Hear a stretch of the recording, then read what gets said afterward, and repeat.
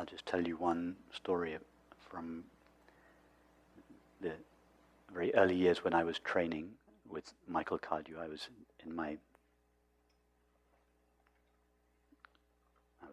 20 or 21, and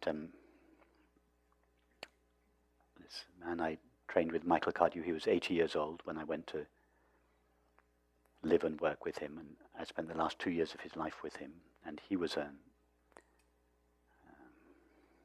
like an old Zen master. He was an old Zen master, but without the label. He was fierce and tender and cantankerous and irascible and unpredictable, and whatever you could say about him, you could say the opposite with equal conviction. So it was a little bit like kind of living with a big old wild cat. You just had no idea what to expect. And I was a painfully shy 20-year-old, and he was a man at the end of his life who had totally mastered his art. And so I was,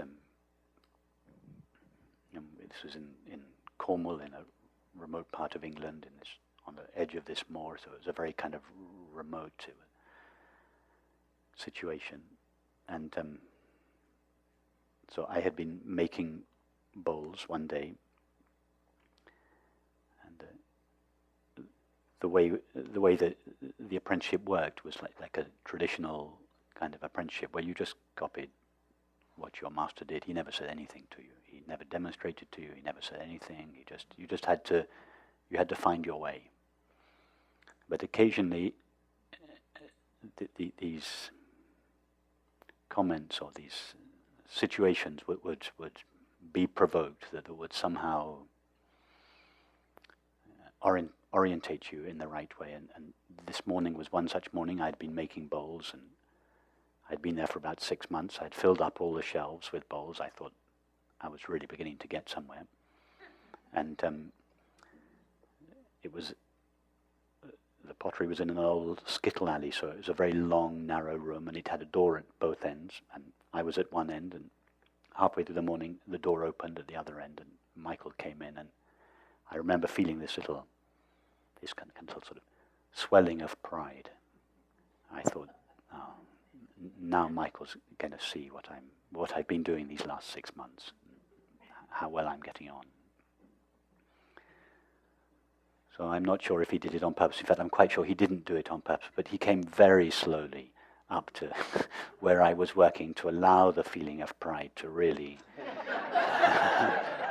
to grow, and the expectation, and then he came and he stood in front of the shelves, which were in front of, my wheel was here and the shelves was here, and so he sat in front of me here, and he just in this very kind of lazy way just looked back and forth like this along the bowls, like this, completely expressionless, and it went on forever. It seemed to.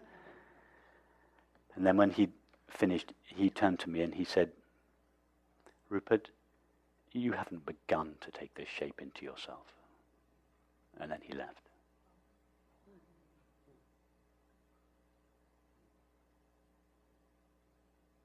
So that was the training. That was how it worked. It was a kind of Zen training without the label. And of course, I was just completely demolished by this comment. There was no follow-up. He just walked out, and I was just left. Oh, what the hell do I do now? Where do I go? Where do I go? I thought I was doing so well. I thought I was doing everything I should be doing. And everything that I thought was, all the progress I thought I was making is just totally empty. So this kind of, I was just left with this question hanging. And somehow this it didn't initiate the process because the process was always already happening, but it deepened this process in me of what I was doing, what I was making, how I was making it, what is the meaning of what I'm doing, what is its purpose, how to make something that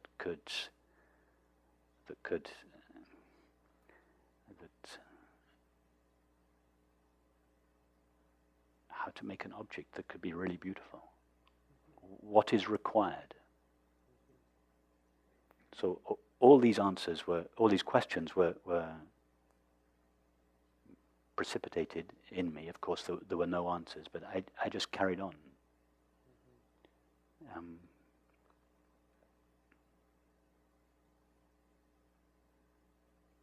And it was a process, as Michael said, of taking this shape deeply into yourself. Not just the shape, but the whole process. Which means getting to know your materials, yourself, your form, whatever your form is, words, music, sculpture, three-dimensional form, color, whatever it is. Getting to know your form like you get to know the alphabet. So that it's like an extension of your body. There's your arms, your hands, and then the clay. It becomes your body. And you have this total intimacy and fluidity and ease, and there's absolutely no personal agenda that comes in the way. You're not trying to express anything personal. And I remember it was years later, after I had left Michael, he died, I started my first studio, then my second studio in Shropshire, and it was when I was, must have been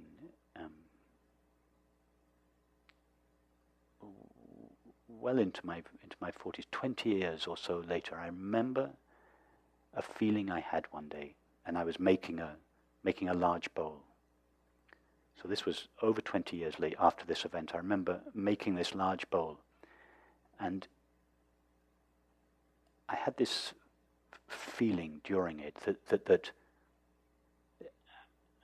I can't really describe it. It was totally effortless. It was like, it sounds so trite to say it, but it was just like this kind of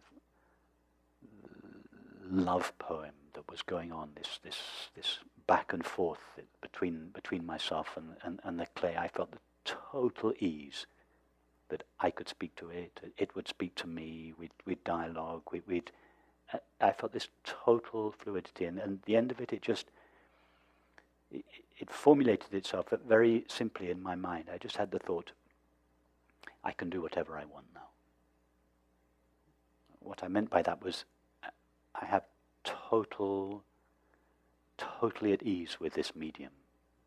Not total control over it, but just total ease. It can just make itself through me. The object it's just like it makes itself. I just don't do anything. This is like just a gentle walk in the path. It was so effortless and intimate and natural, and I remembered then Michael's comment 23 or 4 years earlier, and I remember thinking then, I wish Michael could be here now. But that wasn't said with any pride then. There was no pride in it. I would like Michael to have walked into the studio then and have walked up to it. Not because I was expecting a great accolade from him, not because I was feeling proud about what I was doing, but because I knew that he would see that I had taken that shape into myself.